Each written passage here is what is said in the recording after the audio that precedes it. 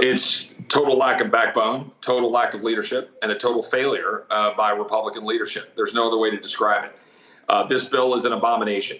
I don't even have words for any Republican that votes for this bill. I promise you I will not be going out and supporting any Republican who votes for this bill for any position ever again. It's absolutely unsupportable by anybody who is a self-proclaimed conservative. You just talked about it. It busts the spending caps. It racks up more debt. We're racking up $1 trillion of debt every 100 days. This bill will make that worse. This bill funds the new FBI headquarters after Republicans in the last first half of the omnibus said, oh, don't worry, we were defunding some of the FBI. It's all crap. They now put the money back in to fund the FBI headquarters. We put the money back in to fund the World Health Organization that we fought to claw out of our appropriations bills last year. We continue to fund abortion tourism. We continue to fund transgender surgeries, the Department of Defense. And you and I both care intently about the border. You just had Don Jr. on there, former President Trump.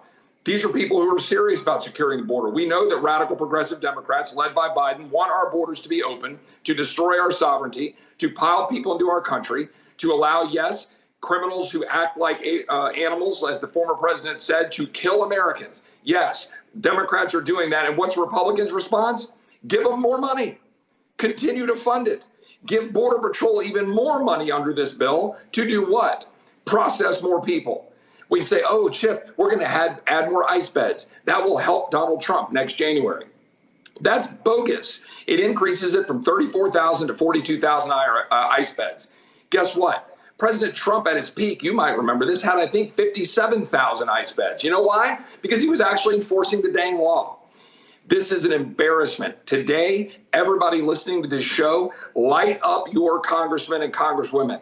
Light them up, light up your senators. Tell them the truth, that they are risking the House majority if they vote for this bill. A vote for this bill is a vote against America. A vote for this bill is a vote for the mass parole and release of criminals that are killing Americans. Any Republican who votes for this bill owns the murders, the rapes, and the assaults by the people that are being released into our country. There is no defense of it, period. Chip, here's what I don't understand. We fought back in January 2023 to get these rules on single subject appropriations to finally get the process to get your hand around the spending. This audience back last summer was staying up all night watching these incredible fights, amendments, fights, and really looked like democracy at work. Was that work all performative? Because everybody's asked me this morning and said, Steve, it looks like none of the things we fought for last summer that we thought approved at the time, that all got behind closed doors. The swamp just took it all out. Yeah, I mean, look, none of that was performative. We worked. I mean, I can tell you, my staff, the good people here in the Freedom Caucus and others, and some good guys over in the Senate, guys like Mike Lee and Rick Scott and Ted Cruz and Ron Johnson, all of us that would gather and visit. We were working hard at getting those amendments. We processed 1,100 amendments. We fought to get great provisions to defund a lot of the, climate garbage that's killing our economy, to defund a lot of the woke stuff. I can go through the list. The bottom line is none of that was performative. The problem is, look, we got stuff out of the House. We got good bills passed out of the House. But if your Republican leadership refuses to use leverage to fight for those things, look, you understand deal making. Like former President Trump understands deal making. You can't get everything you want. None of us would say you can. But dadgummit, we should get at least something significant in the fight. We should use our leverage. And Mike Johnson blew it when he walked away from a continuing resolution that we could have extended through this year to trigger the caps that we had put in place last year, and we would have forced Democrats to the table and then leverage this. The other thing he could have done, pass a CR today that kicks this into May, trigger Thomas Massey's 1% provision, then you force Democrats to the table and say, guys, we're not going to do any of this unless we actually secure the border. But now we're getting yet another promise. Trust me, Chip, we'll secure the border when we do a supplemental on Ukraine funding. Look, most of your audience doesn't want another dollar to go to Ukraine at all. But you and I have had a back and forth about this. I might eat a few dollars of lethal aid to Ukraine if I got actual border security, but they're not going to do that. I've been sold a lie every step of the way that next week we'll do something. It's the swamp in action. What we achieved last year was we showed that conservatism can win. when we passed Limit, Save, Grow, HR2, 7 appropriations bills that dropped spending down. We were moving the needle and got policy changes. The swamp has bit back. The defense industrial complex that wants more money for Ukraine, more money for defense. They want to have warrantless searches on Americans. They're biting back, and unfortunately, our Republican leadership is letting them do it. It's wrong, and we're trying to figure out what to do about it. This bill right here, if passed this week, the border will not be shut down. The border will not be secure, correct?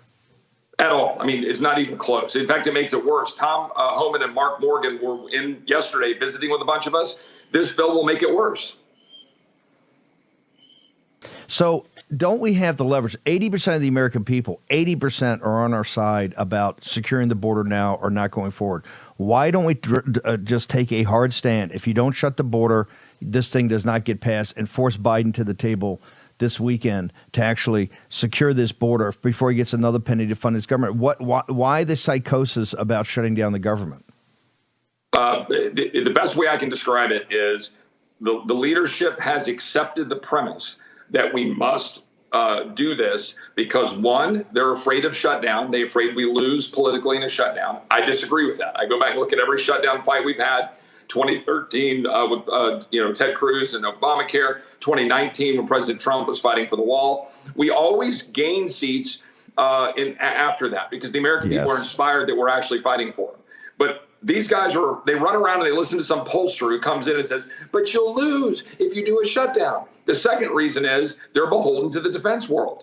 Seriously, they listen to the arguments. People will say, but you don't understand, people will die. If our defense isn't bigger, we're going to lose to China. If we don't give money to Ukraine, Putin will win. And if we don't fund Israel, they're going to die. And if we don't give money to, if we don't continue spying on Americans and if we allow a warrant, people will die. And then they believe it.